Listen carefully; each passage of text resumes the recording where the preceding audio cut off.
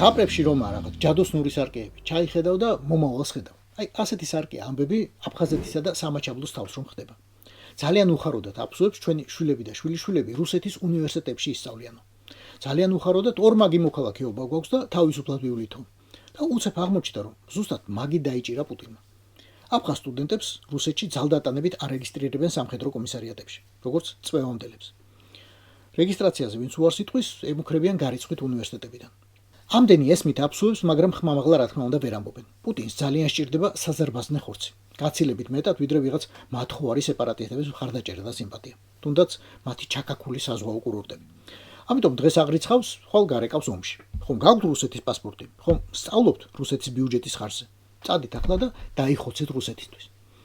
ხიფათ იმდენად რეალურია, რომ იმართება მთავრობა წოდებული ბანდის თათბირების ოხუმში. ეხვეწებიან დახმარებას რუსის ელჩს, პუტინის ადმინისტრაციის უფროსის პირველ მოადგილეს, სოხუმელს. მამაზე ციერს, რა ვიცი. რუსეთის უმაღლესებში როსსატრუდნიჩესტოს, ანუ საგარეო საქმეთა სამინისტროს ფულით დღეს ასობით სტუდენტი სწავლობს. მარტო შარშან უღიარებელი რეჟიმის კოტით 93 პირველ კურსელი ჩაირიცხა. გარდა ამისა, ისეთები არიან, ვინც თვითონ იხდის სწავლის საფუძველს. მოკლედ პუტინი თუ იტყვის, ერთი რამდენიმე ბატალიონი პრინციპში უკვე მზადაა. ხო და აი მაგას ვამბობდი ზუსტად. საქართველოს მომავალიც ეგ იქნება. ჩვენ შვილებსაც რუსის ჯარში გარეკავს ივანაშვილი თუ ამის უფლება მივეცეთ და ასე გავაგზავნებინეთ. რაც დავიდით, იმაზეც ვაგეთებ და იმაზე მოკლედ დროში. შეიძლება მართლაც ევროპას გავავოცოთ. Поздравляю весь личный состав. კარგი მანევრია ძალიან. Я помню, очень გადაცემოდა.